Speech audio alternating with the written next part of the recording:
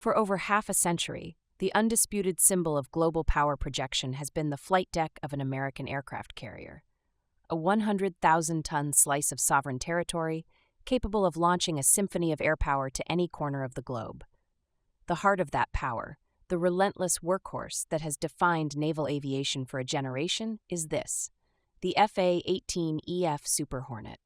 But 7,000 miles away, a new challenger is not just emerging, it has arrived.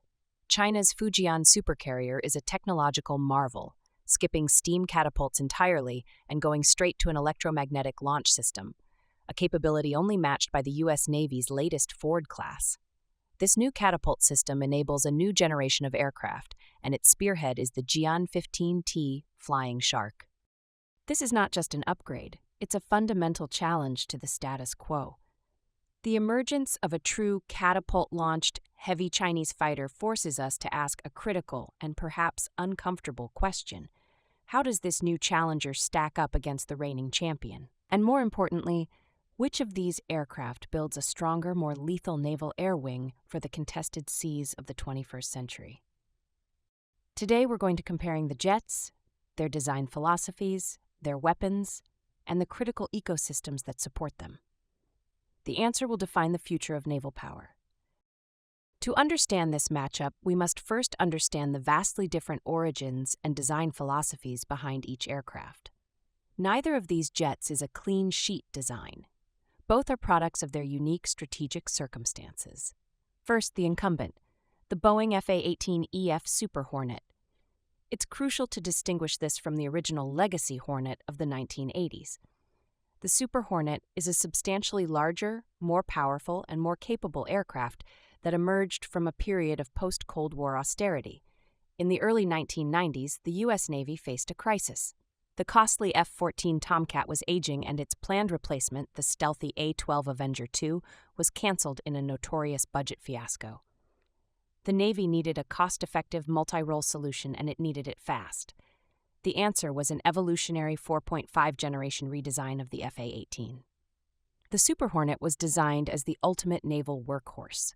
Its philosophy was not to be the best at any one thing, but to be exceptionally good at everything: fleet air defense, ground attack, strike escort, and even buddy refueling.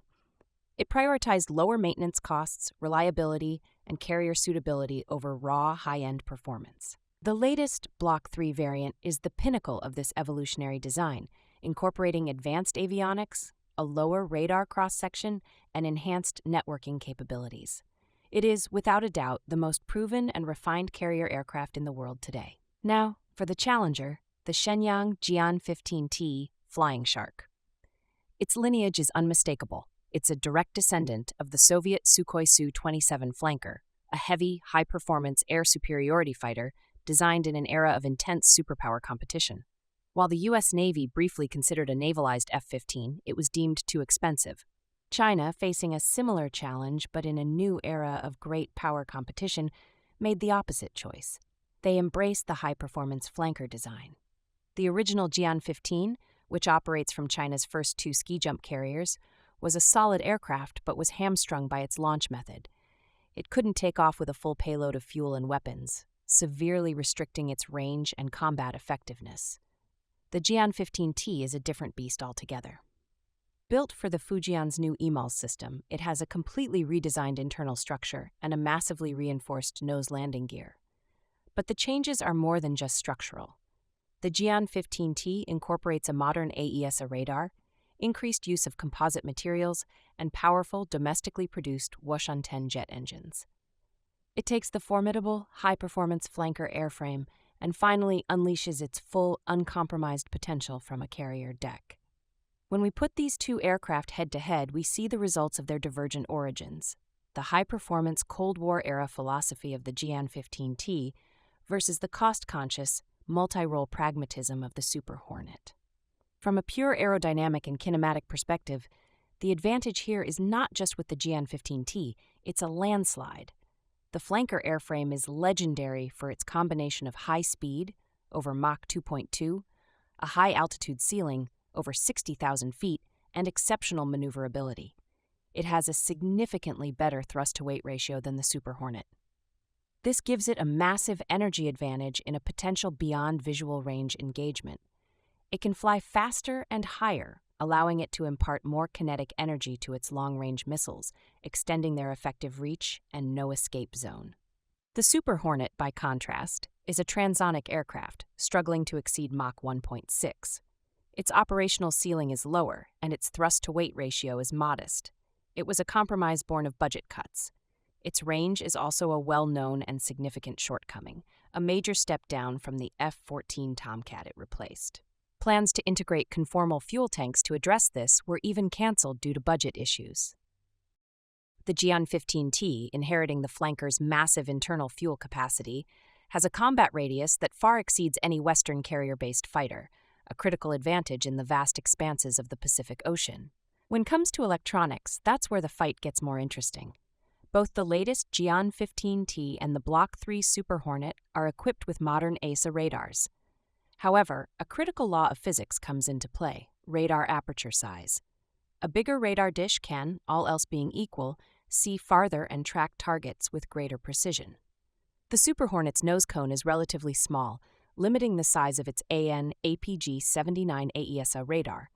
The J-15T, with its massive flanker nose cone, can accommodate a radar antenna that is estimated to be up to twice the size. Considering the rapid advances in Chinese radar technology, which are now considered broadly on par with Western systems, this size advantage is significant. It could allow the J-15T to detect and track the Super Hornet from a greater distance, seizing the initiative in a beyond visual range fight. It's also worth noting that while the Block 3 Super Hornet has this advanced radar, a large portion of the U.S. Navy's fleet still flies older variants with mechanically scanned radars that are now considered obsolete. Next comes the comparison of weapon payloads. Both aircraft are heavyweight strikers. The J-15T has 12 hardpoints and can carry a heavy load of up to 8 tons. Its primary air-to-air weapon is the Pili-15, a very long-range missile with a dual-pulse rocket motor that is widely considered to outrange the U.S. AIM-120D AMRAAM. For anti-shipping, it can carry a range of powerful supersonic missiles. The Super Hornet has 11 hardpoints and a slightly lower payload capacity. Its key advantage lies in the unparalleled diversity and maturity of its proven, battle-tested munitions, from the AMRAAM and AIM-9X in the air-to-air role to a vast arsenal of standoff weapons like the JSO, JASM, and the new advanced anti-radiation guided missile for destroying enemy air defenses. However, the J-15T's superior flight performance means it can launch its weapons with more energy, potentially extending their range beyond what a Super Hornet could achieve with the same missile. Here comes the most critical part: the air-wing ecosystem. No fighter flies alone. The strength of a naval air wing is determined by the synergy of its entire ecosystem. For years, this has been the U.S. Navy's trump card. The Super Hornet is a key player in a deeply integrated, multi-layered, and battle-hardened team. Its first teammate is the A-18G Growler. This is not just a Super Hornet with jamming pods. It is the most advanced and powerful airborne electronic attack aircraft in the world. The Growler can blind enemy radars and suppress air defenses, creating a permissive environment for the entire strike package. No other Navy operates a carrier-based aircraft with this level of capability. Its second teammate is the E-2D Advanced Hawkeye, the eyes and ears of the fleet. And finally, there's the F-35C Lightning II, a fifth-generation stealth asset that acts as the penetrating quarterback. This system of systems is the foundation of American naval air power. However, it's important to note that the new Ford-class carriers still have issues with F-35C integration, meaning for now, they often deploy with only Super Hornets. China is acutely aware of this ecosystem approach and is working feverishly to build its own. The J-15T is the high-performance workhorse. To provide airborne early warning, they have developed the Kongjiang 600, an aircraft that looks remarkably similar to the Hawkeye and will for the first time give their carrier groups over-the-horizon surveillance. This is a massive leap in capability. To counter the Growler, they are developing the J-15D, a dedicated electronic warfare variant. And for their stealth component, they have the J-35, a new carrier-capable stealth fighter that will fill the role of the F-35C. This pairing of the high-payload J-15T with the stealthy J-35 mirrors the U.S. Navy's own high-low mix, but with a potentially more capable high-end asset in the J-15T. From an analytical standpoint, China is building all the right pieces, and they are building them fast. So, to answer our original question, which aircraft builds a stronger naval air wing? If we look at the complete picture today, the U.S. Navy still holds an edge due to the maturity of its systems, the unparalleled capability of the A-18G Growler, and the depth of its operational experience. However, this lead is shrinking rapidly, and if we compare the workhorse fighters themselves, the conclusion is stark. The J-15T, a product of a new era of great power competition, is a fundamentally higher performance aircraft than the A-18E Super Hornet, which was a product of post-Cold War compromise. The J-15T flies higher, faster, and farther. It carries a larger radar and potentially longer-ranged missiles. It is a no-compromise, heavy carrier fighter. The Super Hornet was a brilliant and cost-effective solution for its time, but that time is passing.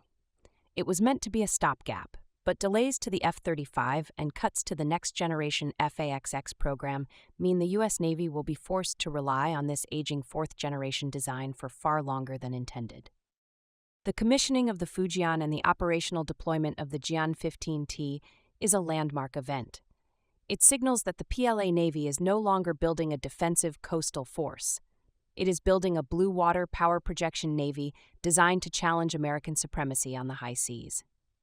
While the U.S. air wing as a whole remains formidable, its core workhorse is now, for the first time, facing a direct rival that is arguably its superior. The balance of power over the Pacific is shifting, and the age of the Super Hornet's unchallenged dominance is coming to a close.